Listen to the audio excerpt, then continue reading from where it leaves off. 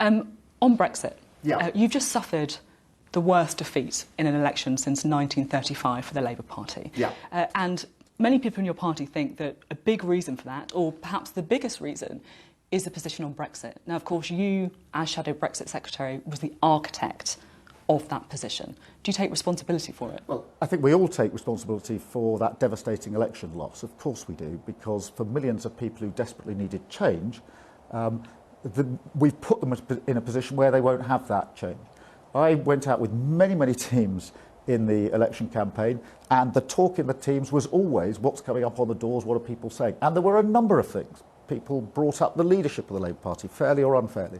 They brought up Brexit in different ways. What was said in the Midlands was different to what was said here in Scotland. They brought up the fact they thought the manifesto was overloaded, and they didn't believe we could deliver it all. And in a number of places, they brought up anti-Semitism. So there were a number of reasons, and we need to address all of them.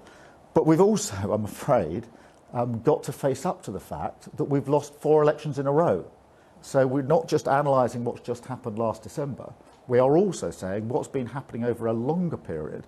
And whatever else you can challenge me on, Brexit wasn't the cause of 4 election losses for the Labour Party. So an honest assessment of the nature of the task ahead is needed. You obviously travelled the country a lot during the election. I certainly did too. I spoke to a lot of voters. And Brexit, as you know, was brought up an awful lot. Oh, I agree with that. Particularly with Leave voters who thought that the policy for a second referendum was overturning their vote. Well, it came up. I mean, you were a big architect of that position. It came up. Actually, that position was adopted firstly by the Shadow Cabinet and then by our party conference. I thought it was the right policy. I thought we should have gone on, by the way, and actually said which side we would be campaigning for if there was a referendum. Do you still think... I warned our party that if we looked indecisive, we wouldn't look like we were leading on this issue. But of course it came up. I think our biggest problem, in a sense, was that we didn't knock down that phrase, get Brexit done.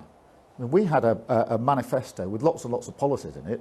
Boris Johnson had 3 words, and we didn't knock it down. You said that you thought that was the right policy. Do you still think it was the right policy? Oh, yes, of course, because what we were doing was we were fighting against a deal that we thought would be very damaging for our country.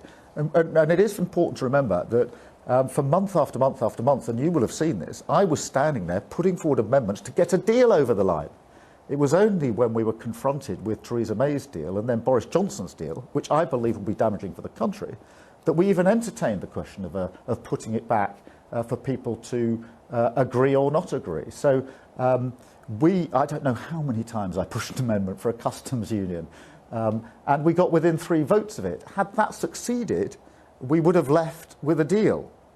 So we only moved on to the question of a second referendum to protect the country against a damaging Brexit.